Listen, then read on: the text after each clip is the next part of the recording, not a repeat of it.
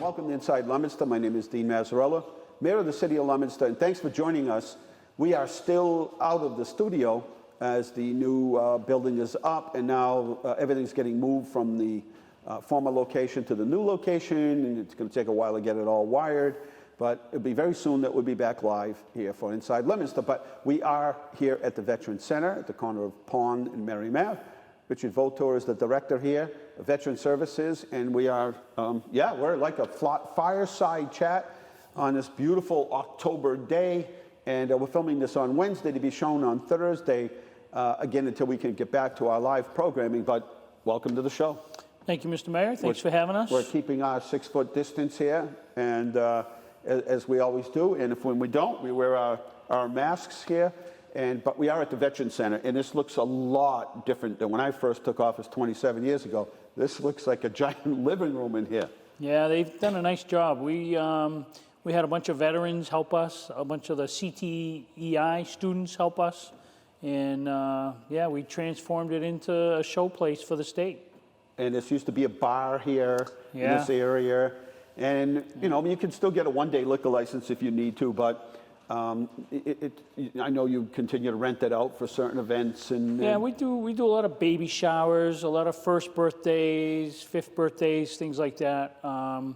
We haven't had a need for a liquor license, Nobody's really asked for it. People can actually have parties without having alcohol. Yeah. In fact, some prefer not to for the religious beliefs or just their own beliefs. We do a lot of Christian events here for the Christian community, and it's been fine. It's really nice because renting this facility enables the veterans to then turn around and donate their money to charity, to different veterans groups and Starburst, sending people to Boy State, the energy program, like all these sports teams. So it's kind of like an investment into the community. The way it was set up is the veterans had the building for $1, but then they had to pay all of the insurance, the heat, the upkeep. If they had paid anybody, did any improvements, that was the deal. So we changed that around. We said, you're out there having to raise all this money, and you're not able to do anything to help veterans or the community, which is what you really want to be doing. And that's what was happening. They were spending all their money on utilities and upkeep, and So now they're able to do it. So now, moving our office up here was really a blessing for the community. And now it's a gem, and everybody that comes in from the state or other communities are like, it's one fine veteran center. We're the envy of all the other veterans agents because we have our VFW, our American Legion, our DAV, our Vietnam Veterans of America, and the Veterans of Foreign Wars. They're all co-located in this building. They all get to have their meetings here. Right. So it's a win-win. Handicap restrooms. Handicap both restrooms. Floors. Handicap accessible ramp, thanks to the city and funding that for us. So it's huge. There's also another floor here. It's a subfloor. Yeah. And there are a number of things that happen there because we share the building with other people. Right. We have the Fitchburg Leominster Table Tennis Club that meets down here twice a week. Have they been meeting? They just started coming again. Yeah, they have about 10 people. Yeah. They have 3 tables set up. So I was down there when they were doing it, and they all have their mask on. Sanitizer. Yeah. Good. people, and I know health related. I mean, there are people that are high risk, but for others, there's that thirst for interaction, for the buddy or the friend or things that we used to do that we just took granted for doing. It just became for granted. We took it for granted. Yeah. And then later on, when those things slowly got taken away, the thirst, the desire to, get back to some semblance of normalcy is become even more important. So we have to do it. We have to do it safely and correctly, and we can't put those at higher risk at even higher risk. Yeah, we just had our first in-person VFW meeting Monday, and our first in-person DAV meeting on Monday.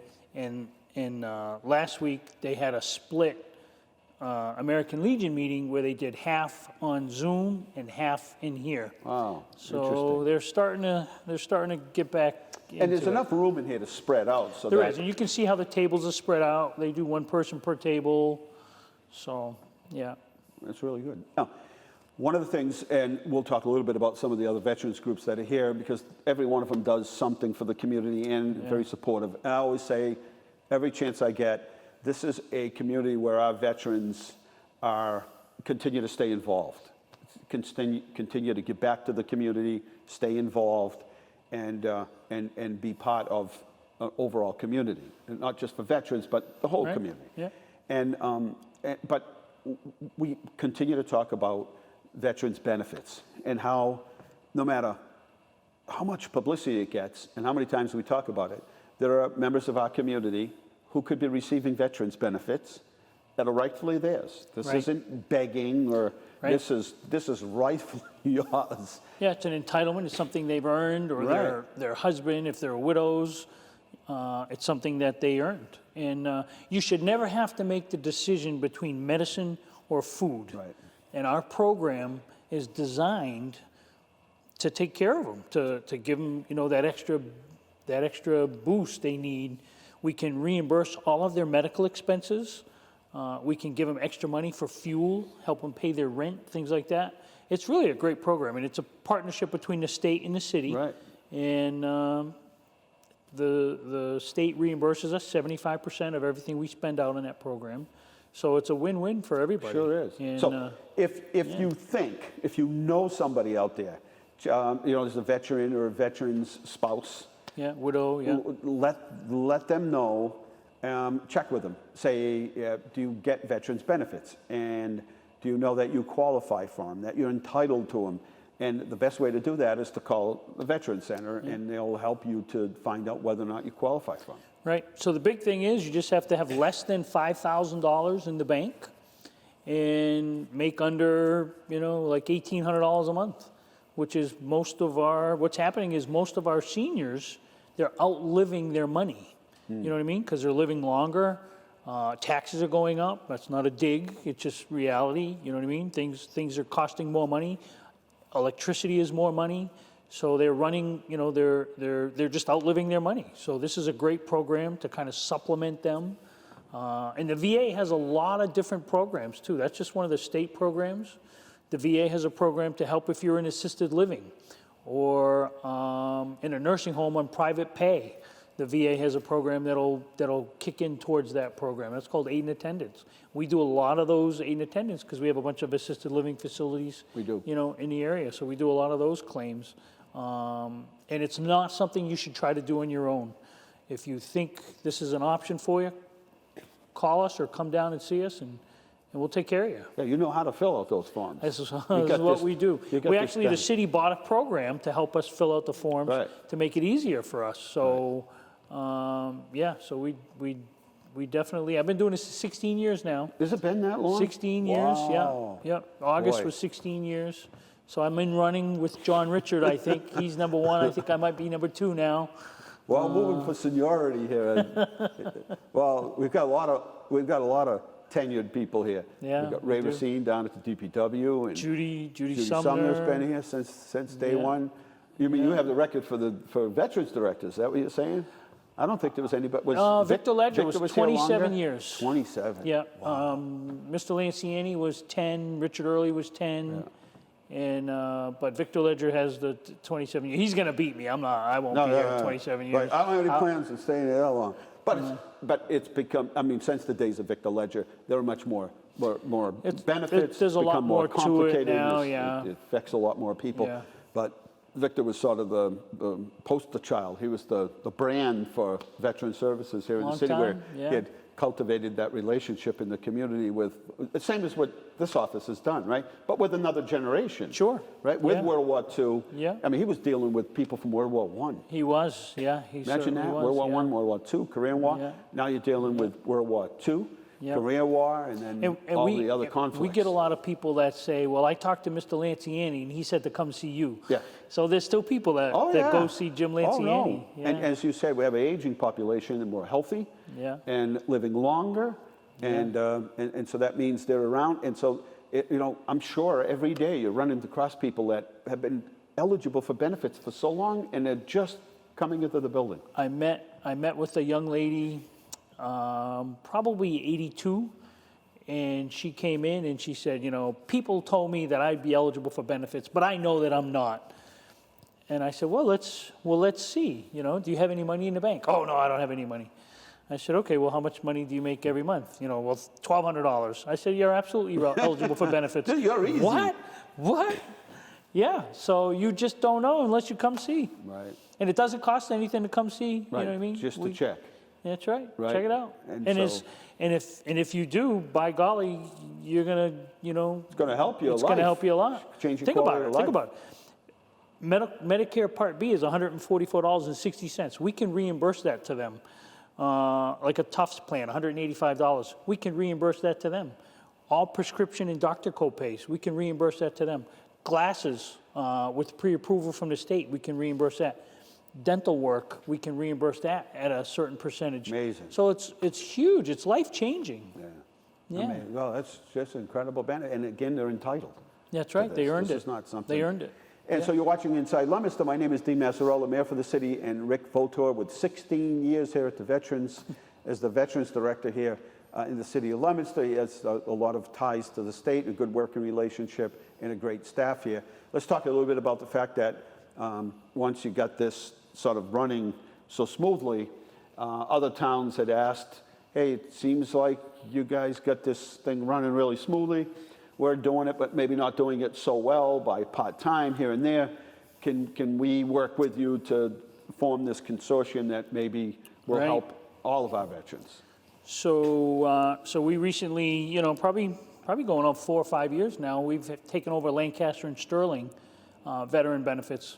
The problem that they were having is they had such a high turnover of veteran service officers. It's a big learning curve. It's a big, steep learning curve. It's not your grandfather's veteran service job anymore. There's a lot more to it. And more technology. A lot of technology. Everything we do now is internet-based. We file claims on the internet. The stuff to the state reporting is on the internet. All the research that you do is now on the internet because things change constantly now in the VA world. So they were going through a lot of turnover, and I was training their, because they're sister communities, so they would. Sure. I would train with them. I was the president of the Worcester County Veteran Service Officers Agents Association.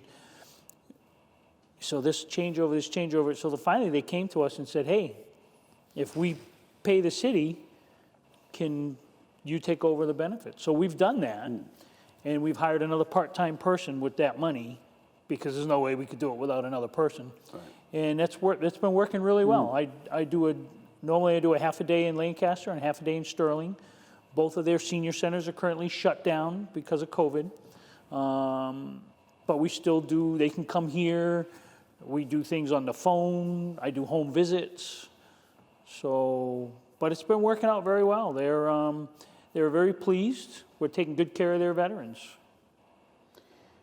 I'm just looking here, and they're saying this afternoon, this is going to be shown here on Thursday, but they're saying severe thunderstorm and wind gusts to 60 miles an hour, and so we will keep an eye on that and on the weather because that's today. That's today. So you're going to see this on Thursday. By then, you'll already see You'll it. know how it was. Pretty interesting because we really haven't had. We've had such nice weather, and we were just talking about Shoalin Farms. They're open 10 to 5 every day. And one year we had this big activities as one of our big festivals. I don't remember if it was the Apple Blossom Festival or the Cream of the Crop Festival, but I just remember it was. I think it was this weekend because it was Columbus's birthday weekend, and Monday so it was a big Friday, Saturday, Sunday thing, and poured. I mean, torrential. Like you'd walk out into the side field and sink in the loom. It was, I mean, just, and we had emergency management. We had this big tent set up, and then we tried to get heat inside the tent. So maybe people would come and maybe we could, so we're just blessed because it's been like the perfect, you know, where can people go in the middle of COVID? For a long time, it was outdoors. You go hiking and, you know, and then the orchard for a lot of people, and swimming or the beach. So it was like perfect weather this summer.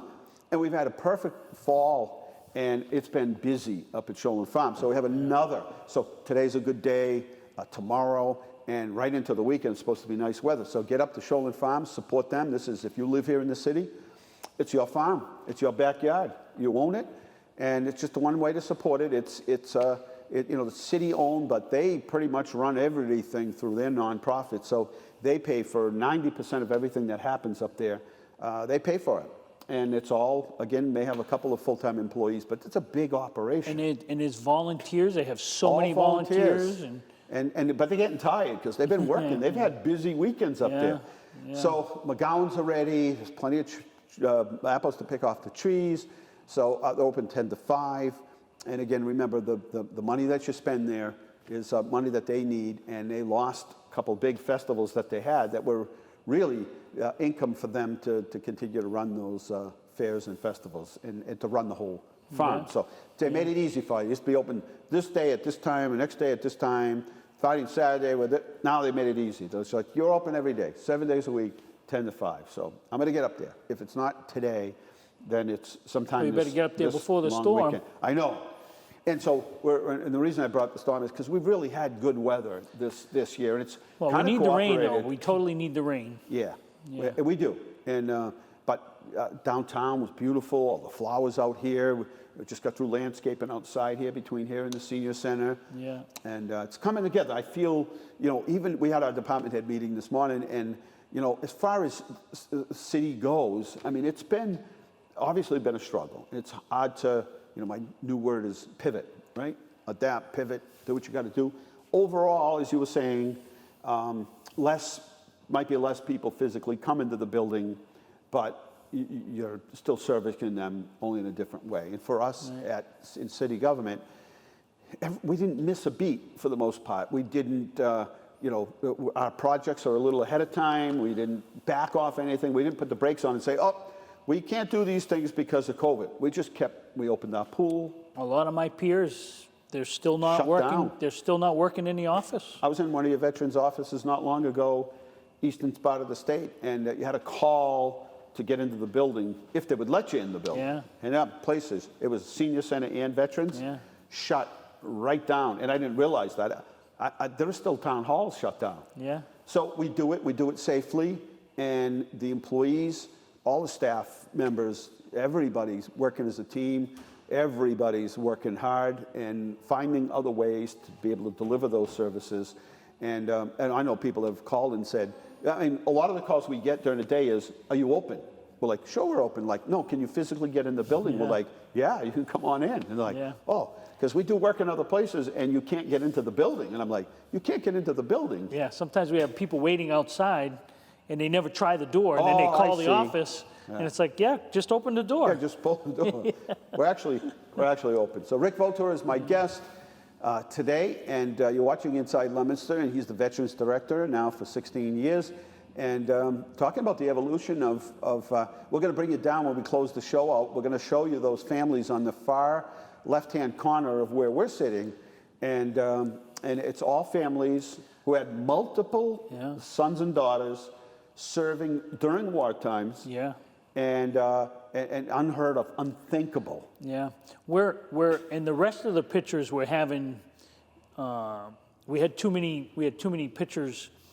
You ran out of space. So we ran out of space. So they were 8x10s. So we're having them shrunk down to 5x7s. A collage kind of thing. And there's going to be 4 5x7s per 8x10, and we're going to put them back up on the back wall. Nice. Yeah, because we walked in, we're like, hey, where'd all the pictures go? Yeah, so we're having Infinite Design is doing that for us. Awesome. But they're also doing a lot of banners. Our banner program is very successful. Boy, that took off, huh? Yeah, and in fact, we have, because we rotate the stock, we rotate the pictures. So we're due for more banners. So if somebody wants a banner, now's the time to sign up, you know. It's funny because that took off here, and it comes with, I mean, you've got to have cooperation. People that hang the banners, that make the banners, the graphic arts people, the families, your office, everybody. Yeah. I mean, it's bigger than just, oh, we're going to hang some banners. It's a big commitment, but well-deserving. And interesting enough, I don't know how many calls we got from other, but now that I travel the state, I'm moving around, I'm like, oh, that's right, they called us about that. Yeah. So this is sort of expanding all over the place now. Quite a few, yeah. We've been referring out Infinite Design Kim. She's, you know, those guys have been great with designing the banners. I went through Bolton the other day, and they got Bolton a program. has the banners. I've been going almost everywhere. Yep, And wouldn't it be cool? I mean, eventually, the program's going to grow, so almost every city in town has somewhat of a program.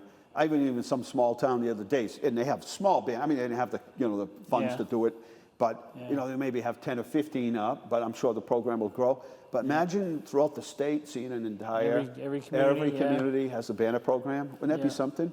Eventually, it's gonna get to that. Oh yeah, because Littleton has one. Yeah, Littleton, and out in Western Mass, like out in the Springfield area, Jose Pereira there. I can't think of what town he runs, but he's got them in his town. And it's a great program. Yeah, it takes a lot of cooperation, but so well worth it, because as I drive by, I look up, I'm like, yeah, that's right. You know, I mean, just since my time here, I remember going to Mr. Pizzuti's house with Richard Early. He says, hey, we got to stop in my neighborhood right across the street from the emergency management where we were today. It was right on the corner of Carter and 5th. I guess that side would be 5th. And he was a World War I veteran. Wow. And so many, in that generation. I mean, there are no more. Right. And now we're, that World War II generation. And when I see a picture, I'm like, that's right. You start thinking, reminiscing about people that were very active here that are now gone. And what a good way to sort of keep their memories alive. And, not that we're and the pictures are so great, because you can see them vivid. from 6 or 7 cars away, and people don't realize how big the banner actually is. Yep. I looked up a couple of, I always look, if I'm stopped somewhere, I look, and I'm like, oh, that's right, I remember him, or I remember her, or whatever it might be. So it's a great program, and there's still room. They're going to be turning another evolution of those around. Will that be done before Veterans Day or after, probably next spring? It'll be after Veterans Day, It takes about 6 months to get it all pulled together. To get a banner ordered before it gets hung up. Let's talk about Veterans Day, because we were committed to making sure we did something for Memorial Day. Right. And we did. And it went off pretty smoothly, I would say. So now we're kicking in the Veterans Day, November 11th. And so I'm certain, I know we haven't talked about it yet, just because I know we're going to still have Veterans Day. Yeah, so we're talking about doing the same sort of thing. A very limited invitation-only crowd. Film it on LTV. Film it on LTV. And then Life Care Center has offered to do a drive-by lunch. Oh, how nice. They do it every year for us. They do it. They've been catering breakfast for us every year, so they're going to do a drive-by lunch. Nice. So we'll do a veterans ceremony downtown, Veteran of the Year, a couple other different awards, and then we'll come up here and have the drive-by lunch, sponsored by Life Care. So that's kind of how it's shaping up right now. Yeah. No bands, right. none That's of okay. that. But it's remembering, right? Right. Whether it's 1 or 1,000 people, whether it's inside, outside, it's just stopping for a minute to say, anybody that served, and it's our veteran, it's our day to thank you. And our veterans are so ingrained into the community. They're everywhere. They're business owners. Johnny Aroma Joe's. Yep. He's a veteran, Iraq, Afghanistan, and he runs a business now. So, and we have people like him in the community all over the place, and police officers, firefighters, veterans, veterans, they just keep coming, they just keep giving back and giving back and giving back. And so this is their one day that we get to say, hey, thank you. Yeah. Thank you. It's just unconditional. We don't know how to thank you and how much we can do, but on this one day, and I always said, you know, this ought to be a day where the stores just closed, you know, at least till noontime, just closed, because this is the one day where, like, let's pay special attention and tribute to each veteran. Not about buying a car. No, just kind of pause for that for a little while. Yeah. You know, it is kind of comical because when, and I understand the blue laws, they relaxed them and everything, but it really was a different time when the stores were closed. And people, it was Sunday at grandma's or Sunday at ma's house or family dinner, and that's all kind of blended into. But look at what's happened now because of COVID. Stores are closing later. They're all closing earlier. Yeah. I had to go pick something up at the mall in Marlboro, and I got there on a Friday night at 7 o'clock. We got there, and they're like, "We close at 7." I said, "The mall closes on a Friday night at 7?" Yeah. So you see some of that happening, and really, if you travel around Friday and Saturday night around the city, you know, after Brady's and Columbia Tavern and Gaz Bar and those places close, there's no night crowd up there anymore. It's 10 o'clock at night, 9 o'clock. It used to be 6 o'clock. And you got to give those restaurants credit. Oh, sure. For stepping up and doing what they're doing. We enjoy going to Columbia Tavern, and you know, the outside dining in between the alleyway there with that road. That's awesome.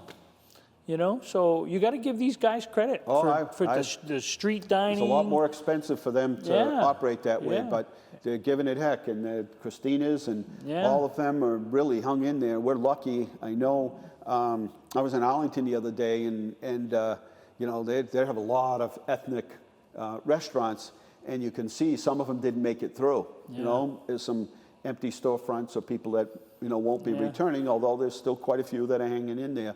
But most of them weren't doing sit-in dining, indoor dining. They were doing mostly takeout. Right. And so we're pretty fortunate to have people that have stepped up and said, yeah, it's more money to run this kind of an operation, but we want to do it to cater to the customers. Yeah, they're doing a nice job. We're lucky. We're fortunate here in Leominster.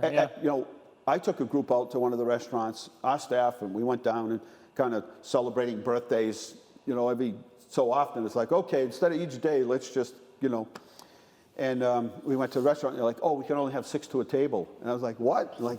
I'm like, well, what about the rest of the group? We got other people here with us. And it actually came up to like 8 maybe, or 10 or something. So now you can actually have 10 people to a table. So even that's improved. Let's talk about over there. I don't know if you can pan over there, Bradley, but on the wall is recognition of the various veterans group that we have here. And each one active, and each one of them, their charter is pretty similar, but obviously American Legion, Post 151, some people belong to all of them, some only to one. Maybe you could kind of do an overall. Yeah. So the American Legion is our oldest chartered organization, and that's basically open to all eras of veteran, and they sponsor the American Legion baseball team. They send people to Boys State. They have a scholarship that they do for the high school. And of course, being involved in the veterans organizations also helps when it comes to legislation, you know, changing veteran laws and things like that. So our American Legion is by far our biggest veteran post. And they meet on the 3rd Monday here at 7 o'clock, and they're always looking for new veterans. So come on down, join the Legion. Our Veteran of Foreign Wars, they're our second oldest post. They were chartered in 1930, and that is for veterans of foreign wars. So you have to have been a veteran of a foreign war: Vietnam, Korea, Iraq, Afghanistan, Kosovo, Desert Shield, Desert Storm, things like that. And our VFW has a large relief program that they pay different programs for veterans. They do fuel assistance. We had a veteran who didn't pay his excise tax bill before he went into service, so he owed hundreds of dollars, and he couldn't get his license, he couldn't go to work, so our VFW paid his excise tax. So now the veteran can get his license, can go to work. So all those things are things you don't think about, huh? That's right. Little tiny things like that, right? You get activated, you leave, your excise tax bill's there. Yeah. Maybe somebody isn't going through the mail looking for the important things. and something like that slips away. Gets slipped, yeah. So, and then he moved, so he wasn't getting any of the bills. Right. So he didn't know, and of course it snowballs. So our VFW can do things like that through their relief fund. And a lot of times you'll see these guys at Walmart or Market Basket selling the little red poppies, and every penny of that money goes to supporting veterans. They do a meal at Thanksgiving time, at Christmas time, hams or turkeys. So our VFW is a big giver to the veterans community. So our disabled American veterans, you have to be a disabled American veteran to be part of that group. Larry McNeil is a big proponent of that group. He's been involved with them for years, prior commander, and you know Larry and his family. Yeah. So still fits into a suit. Yeah, he sure does. I tell him all the time, we might need you. So stay fit and keep that suit ready. We may need to activate you. Yep. So the disabled American veterans, they're big, they're largely involved with the hospitals, the disabled veteran, you know, the Bedford Hospital, VA Hospital, they donate volunteer hours there. They provide assistance to the transportation program. The DAV also partners with us with turkeys and hams for Christmas and Thanksgiving for veterans. And you have to be a disabled American veteran. You can come see us and we can help you file your disability claim if that interests you. A lot of times people aren't even aware that they qualify. That's right. They thought That's it right. had needed to be something more serious. And disability can be as simple as hearing loss and ringing in your ears. Right. Because most everybody in the military was exposed to some sort of loud traumatic noise, you know, some kind of acoustic trauma. So we can file a claim for disability benefits. It would also benefit you on your property taxes. The city gives a property tax exemption for disabled veterans. So if you're a disabled veteran and you're not getting a property tax and you own a home, come see us. You have until March 1st. You don't want to wait that long, but, and I'm going to go back to our VFW. Our VFW also does an essay contest with the schools, and this year they're giving out a Chromebook to the winner of the Patriot Pen and the Voice of Democracy. Wow. And it's a $400 Chromebook. Wow. So the winner of that, and we sent that out to all the schools, and it's on our Facebook page, the Leominster Lancaster Veterans Facebook page, and it's also on the VFW Post 1807 Facebook page. So if you have grandchildren or children, that's a great way to win a Chromebook. So, and in our AMVETS program, AMVETS, they do an essay program every year with the schools. And the winner goes to a trip to Valley Forge in Pennsylvania. Our AMVETS program also sponsors Starburst, and very active in the community. And then our last group is the Vietnam Veterans of America. And the Vietnam Veterans of America are very similar to the Grand Army or the Republic, or the Civil War veterans. When the Civil War veterans died, so did the Grand Army of the Republic. So that's how they chartered that purposely. And they're doing a big push, the Vietnam veterans, for a scholarship program. And they have probably $50,000 in their scholarship program. That's awesome. And they give it out every year during June. They give it out every year to a high school student at the high school, and they're, like I said, their big push is to try to fund that for when they're gone. Sure. That scholarship program will continue, and Vietnam veterans have special presumptive conditions that if you have like diabetes, cancer, heart disease, Parkinson's disease, then the VA will automatically grant you disability.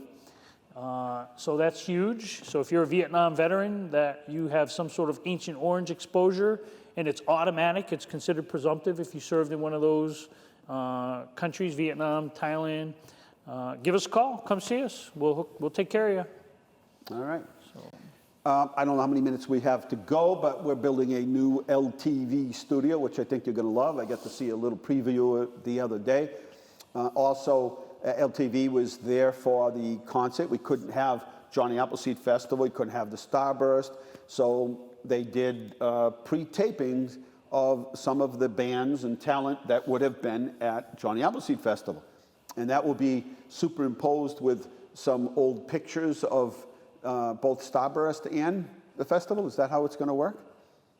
I guess somebody's working on that, but that's, yeah. And so they're going to kind of superimpose some of the, and we've had so many years. Yeah, I think you might have taped them on your one of your... I did live. It was really good. I walked in and I'm like, hey, these guys, see the guys on the sax? They had a whole horn section.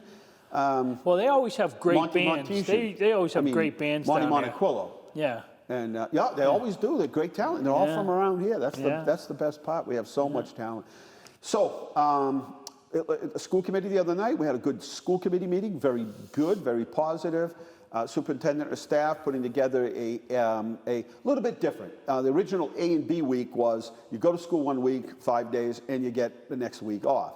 This is a little bit different. This allows students who were doing remote learning to continue to learn remote, and some students are doing really well.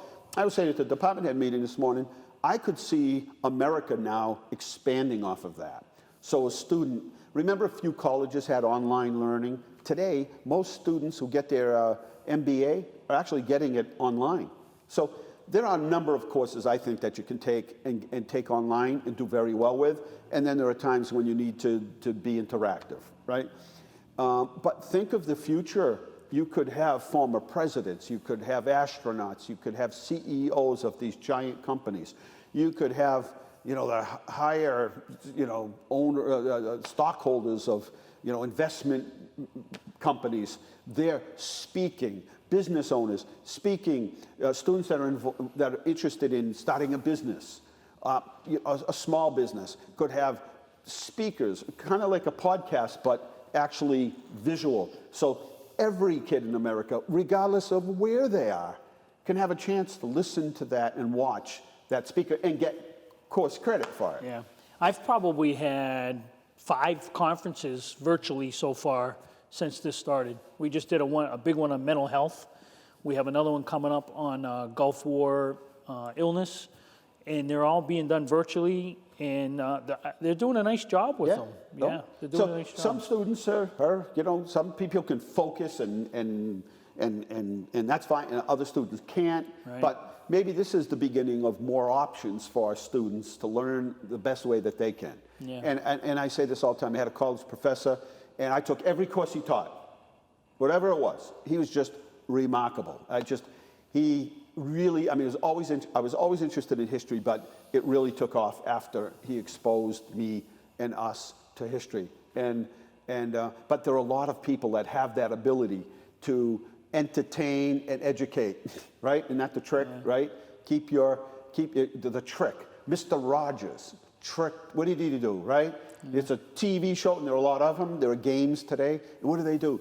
They educate you, but they trick you into it almost, right? So you think you're playing a game, but in reality, it's math. Yeah. You think you're tricking, but it's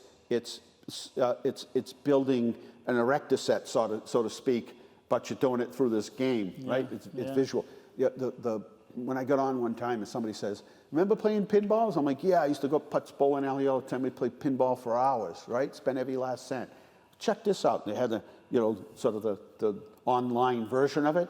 It was amazing how simple. I thought I was playing an actual pinball. It even tilted. I thought I was playing a real pinball machine. So that, for some students that can learn that way, they'll continue to learn remotely. For students that had a difficult time, they'll be going back to school, not for the whole week, but 2 days a week to start, and then a third day to kind of remote, and then they can learn the other 2 days remotely. But even if they're not getting that full week of in-person learning, they're getting some of it.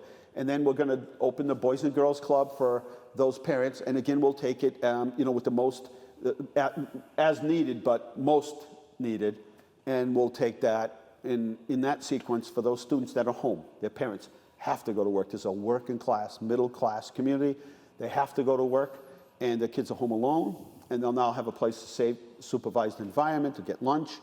And then those students that are having a difficult time learning the other way, this will be somewhat of a support system. And we'll be looking for help from the public, volunteers, maybe the retired teachers, people that are retired that aren't, concerned, but, they have low risk and they wish to give back in some way. Maybe there are veterans groups, and we'll Corey check everybody, and we'll do little tutoring programs. And so there's so much, that we can do. I just refuse to sit back and say, just close everything down, because I don't know where the end is. I don't know where that end is. I don't think anybody knows. A storm comes through, it came through, and you rebuild, right? For whatever it is. You take trees down, if it's flooding, you clean up, you rebuild. And this doesn't, there's not a date. It's not like storm's coming through, and by Monday we'll be fine. Storm's coming through, we're gonna get 6 snowstorms, 6 weekends in a row, 2015. But I know spring's gonna come, and eventually that's gonna melt. I know that's gonna happen, right? But with this, it's a vaccine, and who's gonna get the vaccine? Who refuses to get the vaccine? Are we gonna be forced to get a vaccine? Are there side effects for some people for the vaccine? On and on it's gonna go, and so, and obviously there's a vulnerable population that we have to do everything we can to protect that vulnerable population. And do we do things the way we did before? No. Are we gonna have to do things a little bit differently, like picking up breakfast or lunch from a restaurant or from Life Care Center in a way? So they didn't just say, well, we're not gonna do it. We're still gonna do it. It's just gonna be done differently. Right. And so for Halloween, it's just like the #1 question as soon as, the middle of September came. We've give every other, the Cannoli Fest is gone, Ladies' Night Out, Kids' Day Out, Summer Stroll, all these things are gone. Is Halloween next? And I'm like, no, we're gonna do it. We'll do it responsibly. There is a way to do it. It's the common sense applied version of Halloween, right? Put a little table out front, put your candy in there. So I'll probably have little numbers, and as kids come by, I'm like, yeah, that's a 9, a strong 9, right? So there are ways to do that. Leominster Frights, I think, is what we have. If you go to our website, leominster-ma.gov, you can sign up. And so we're hoping that people will let us know as you decorate your homes. Some people don't do Halloween, they do fall. Let us know your business and that you've decorated. We'll put it on a map. So go to our website, you'll see it there very clearly. Click on it, it's just a few questions. We'll put a map together for you, and you can drive the city. I think it's gonna, if it's anything like the bear thing that we did, hide the bear thing, there were like so many places you couldn't get to them all. So we'll have it all mapped out for you. You'll be able to kind of travel around the city. Yeah, that'd be cool. See all the displays. People are already decorating. And then for the holidays, we're still going to do a festival of trees, but we'll just move people through smaller groups, sanitizer, all of that. But what it's going to do, believe it or not, is allow us to bring in more of Louis Charpentier's collection, which we couldn't do before because we had so many trees. Yeah. And then we had to push the trees aside because we had a concert. And then we kind of move everything back out, and then we had another concert, and then a school concert, which we're going to miss. Believe me, we're going to miss. So it's going to really give us a chance to create this indoor winter wonderland and do it safely. Yeah. And then we're planning something for Carter Park, which is a walk through. And then we've got Tyler Yalin's display up on Tolman Ave. And hopefully other people will do other things, and then we'll create another map in the city where people can walk by or do a drive-by, and families can still get together. So we're not like putting everything on hold. I think that's the worst thing. We're revamping it so that we can still do things. Remember, for young kids and families, they're creating these memories. And that's something they can do safely. Yes. So, like, we'll be at the winter stroll, and they'll be like, I'm taking my kids to the winter stroll. I came to the winter stroll. Or I came to the Johnny Appleseed Festival. Now I'm bringing my little ones to the Johnny Appleseed Festival. So some of the things we couldn't do it without risk. Now we're finding things that we can. And we're changing the way we do it with, mask or required and all of that. And so why not, right? Yeah. So we're doing Halloween. It's on a Saturday. Please, if you're decorating your house, let us know. And we'll make sure you're on the map. We'll come by and take a peek. And there's some really great displays already out there. And so that's how we're going to do it. How much time? We've got to be running out of time pretty soon. 17 minutes. 17. Okay, so I thought we were having only 5 or 10 minutes left. Okay, good. So we got time. I just heard the whistle, so I got a little nervous. Yeah. We were going to start at 11. Yeah, we'll do a little walk around in a minute. Yeah. But I want to just go over just one more time. We're location here, because might be new people in town. Yeah. And the phone numbers and emails and sites that you have to connect with people today. So we're located at 100 West Street. It's the corner of Pond and West. We're right next to the Senior Center, Richardson's Funeral Home. Our phone number is 978-534-9999. 888-848-7538. I can be reached by email at rvoutour@leominster-ma.gov. Myself and Jolene Constant, she's most likely going to be the one that answers the phone. We have a Facebook page, Leominster Lancaster Sterling Veterans Services, and this Leominster Veterans Memorial Center also has a Facebook page. One of the things we've been doing recently also, I forgot to talk about, is the Food for Vets program. Oh, all right, yes. So I'm checking all my notes here. I wrote so much down here. Military Friends Association has partnered up with a bunch of organizations, Clear Path for New England out of Devons. So we've been getting food boxes for veterans, and also USDA, the Farm to Families program, has enabled us to do a whole bunch of food distributions, and it's going to be Friday at Doyle Field, I think 11 to 1. Boy, that was a big hit in front of City Hall last week. Huge. You went through every box you had. By noontime. Yeah.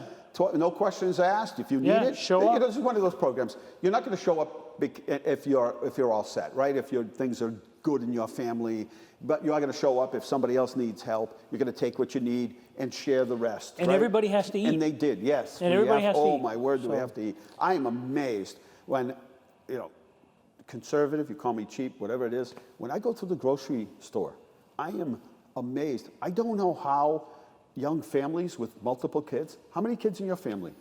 3 boys. But in your family, when you guys lived down there? Oh, there was six of us. I can't imagine. And your father, I'm sure, had veterans benefits and could go to the commissary and save a little. No, he just did his 2 years in the Navy in World War II, and he worked at DuPont. Yep. So he worked the night shift because it gave him more money. Yep. And I was the youngest of 6 kids, and yeah, it was. But pushing that carriage around the store. And my parents didn't drive. They didn't, huh? They didn't drive, so they walked everywhere they went or took taxis. Whatever they needed to get. Amazing. Yeah. And you go in the grocery store, I'm like, how much? Can you at least put it in 3 or 4 bags so I don't say I'm walking out thinking I'm getting something? And the days of, remember, when I was young, my mother worked at Bradley's and they had layaways because people couldn't afford to purchase something outright and nobody used credit cards. So they did layaways and you went in and you started layaways in like August and you just kept putting $5 towards the layaway. I remember Feeney's shoe store. We used to buy our shoes at Feeney's because you could do a payment plan. Right. Yeah. Everybody had that credit option where you could do so much time. Or like Sabatelli's would come to your house on Saturdays and the guy had a little book. Yeah. And he would write in the book and he'd, and you could get your clothes that way. And MCM had the same deal. MCM had the same kind of credit plan because people didn't have credit cards. And look what happened. We got credit cards and it just became so easy to use them and they just gave you as much credit as you wanted. The only thing is it's 20% interest for some people. Yeah. And how do you get out of that? Well, with these kind of payment plans, there was no extra charge. But and that's what's great about that food program. Right. It helps everybody because it helps the farmers because they were able to buy all this food from the farmers to keep them going because they're not sending as much food to the restaurants. For a long time they were hurting. So it's a great program.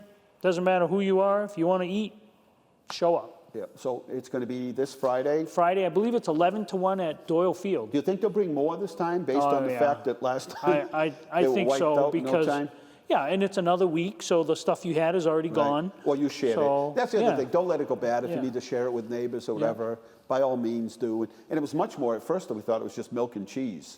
I mean, milk and eggs. Yeah, so but it was more than that. This one had milk, eggs, butter, oranges, potatoes, apples, cottage cheese, sour cream, onions. I'm hungry.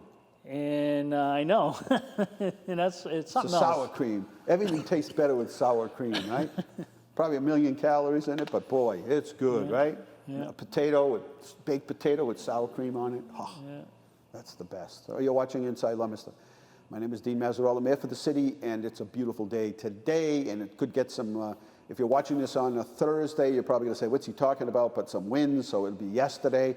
And, but the rest of the week looks good, and temperatures will drop. It will feel more like fall. Get those leaves picked up as of October 5th. We started picking up leaves. So people say, well, why didn't you wait later and pick them up into, the leaves aren't off the trees yet. Well, we have 8 weeks that we do it.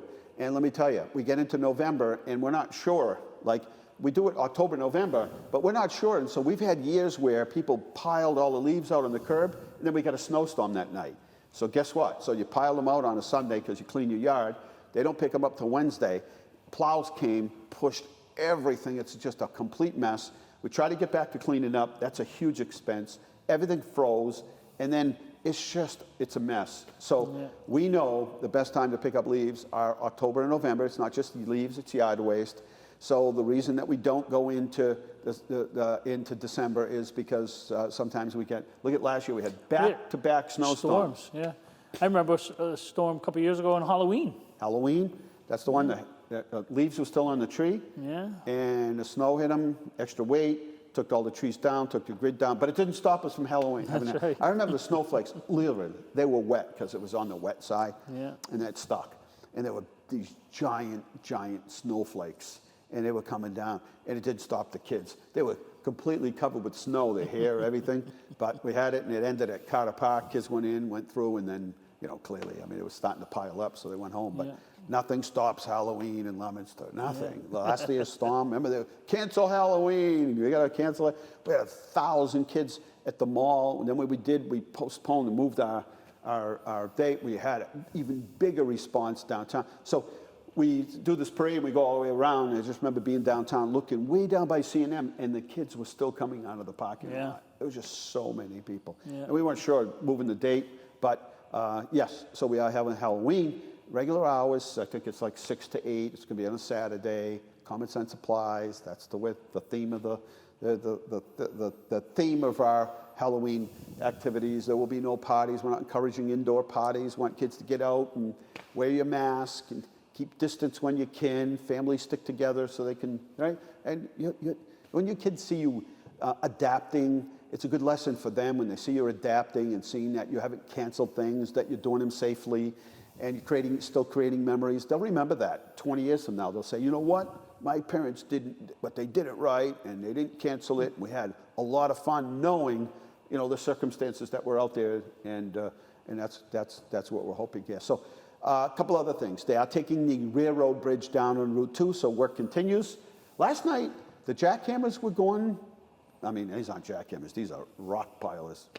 And they were not so bad. And I was able to get some sleep. Well, of course not. You live high up on the hill over there on Hill Street there. You don't hear what's going on. Well, no, I take my hearing aids out. Well, that's the secret. So the first night was pretty bad, Sunday night. And then Monday night, it was okay. And then, last night, Tuesday night, wasn't so bad. And I was able to get some sleep. But it's take the bridge down so we can replace it with a bridge for the long-awaited rail trail. That's going to be so awesome. That is happening. We are working, I don't know if the bids are in, but the bids will soon be in, if they're not in yet, for the Route 13 improvements. So that is going to change everything. People are like, well, how are they going to replace, they're going to build a bridge over it. Well, today with technology, you can move a lot of vehicles through, but you've got to be very efficient at it. You've got to tell people which lane they belong in. You've got to have updated, state-of-the-art traffic signals. And they've got to all work together so that once you move somebody from light number A, from A to D, that those lights are working with each other to move the traffic through. So they add a set of lights over at where the old Sunoco station used to be, at the Armory, at Main Street Motors. And then all of the lights will be synchronized together. And each lane will be set up so that you know what lane you belong. Right now, this is the only place in the world where you're taking a left onto Hamilton Street and somebody's in your lane turning the other way. This is bizarre. Like, you're in my lane. And so it's going to help. And the Route 70 bridge is still down in Lancaster. What does that mean? It means you can't go from Route 2. You can go from Route 2 into Lancaster going that way in Lunenburg, but you can't come out. So if you're coming out from where Powell is and you're coming back to the Toyota dealership or Kimball's, you can't do that. It won't, somebody hit the bridge and they have to rebuild or reconstruct. So that's what's happening right now. How about the other bridge that the U-Haul truck got stuck in? Is that bridge okay? Fine. That one's fine. It wasn't going that fast. So, and having said that, so a lot more traffic on Prospect Street now. So we're dealing with all of these issues, but everything's going smoothly, and then we had that U-Haul truck get stuck under the bridge the other day, which messed things up. But moving right along, all of our projects, we hope to have things starting to wrap up on our outdoor projects, getting ready for winter. But the downtown looks beautiful and all over the city, and everything is clean. And one thing about all the reporters that came into the city, one thing they said is, the city looks beautiful, and that's a tribute to everybody. Okay, let's take a little walk. Let's start in that corner, if you don't mind, Sure, with those veterans, because that's one of the things that I'm always impressed with. It's always kind of touching to see. This is sort of the section here, and there are other families, and if there are other families that had multiple members of their family in the war at any given time, let us know, and we want to put it up here, because this is really, it's hard to believe, but here are the Viettes, and I mean, it had 6 family members, 6 of the Viettes. The Rows, remember Rowe Hardware? Look at them, all handsome guys here. Look at them all. Again, 5. And we kick over here to, which family is this? I can't see. It looks like the Tulins? Yes, the Tulins. There's their family. They had 4, and this was during World War II. As we kick over here to the Comos, again, 5. Imagine 5 members of your family in a world war. Just unthinkable. And here's the Picucci family here. Again, 5. And one of them was a female. That's right, one of the first females. So 5 of the Picuccis. Just hard to believe. Let's start back down here. The Proettis had 4 family members, and again, World War II. And the Remys, who Rick Voutour is a member of their family, right? Yeah. Look at the Remys. And 5 brothers all in World War II, the Remy family. And this is another Como family, correct? Yeah. So another Como family. Well, were they all in No, some of those are Korea. Korea, and some were World War II? Yeah. But still, just That's think amazing, yeah. There's a family. Imagine the stories that can be told there. And then the St. Jean's, I think, there was just a gentleman that just passed away. He's the last one. He's in this picture? Yeah. Okay, so he was the last of these family members. I'm trying to find his picture here, the letterings. But anyway, they all graduated from St. Cecilia's. Yeah. Imagine that? Yeah. And just all in World War II. And then 4 brothers here. And this is the Fraterellis. But I understand, like the Pancaries, there was 4 or 5 of them in the war at the same time. So there are still families out there. Let us know. I mean, now, Rick, why don't you jump in here? Because there are some pretty significant, there are some people, you never hear about these stories, but there's some people in town that really have an incredible history. So this is John Bikey. John Bikey was very big with the American Legion. And he won the Bronze Star, served in Korea, and combat infantry badge. He was just a salt of the earth, and he was a bona fide hero. He was an actual, by God, war hero. You don't get a Bronze Star for nothing. And guys like, you remember Joe Kleska? Yes. Joe Kleska has a Silver Star. Right. So we're surrounded by. Remember the guy that passed away? He lived on Bartel Street, and he was part of a ship. We were talking about it one day. Oh, yeah. Hazen or something was his last name. What, Prue? Was it Andre Prue? No, but Andre Prue also. But this guy lived right around here, the corner, and you showed me some story about if it's a guy I think it is, his ship was blown up. He spent 2 days in the water. Yeah, yeah. And when I was asking, did anything ever happen to you in the service? Well, my ship sunk. I spent 2 days in the water. No big deal. And it's like, that is a big deal. Let's go over here real quick. It is. So this is really cool, yeah. So this is World War I. This is all of the soldiers, sailors, airmen, Marines, coasties from World War I. And then this one is same thing. World War I. I'm sorry, this is World War II. This is World War I. This is Korea. And then this is our Vietnam ceremony at the top. What a nice day that was, where huh? we gave everybody their Vietnam medal. So this is essentially each of these pictures is when they gave them their medal from Leominster for serving in the war.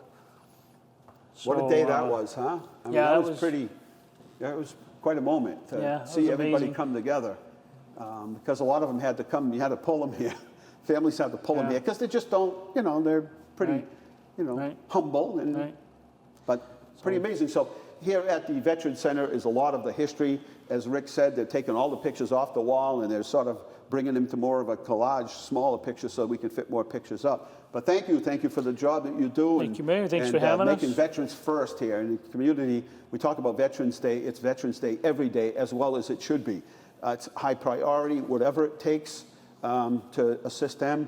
You know, they went out and, you know, at a time when the world was promised to them, come on, join, and, you know, we'll take care of you and don't ever have to worry. And then it got more difficult, and things have changed, and veterans have been treated much differently than, you know, they were in the past. So thank you, and watch for those details for Veterans Day. We're out of time. Again, Rick, thank you, and hopefully soon we'll be back in the studio. Remember, good night, God bless you. Remember, the world is run by those who show up, and every one of them did. Thank you, and good night.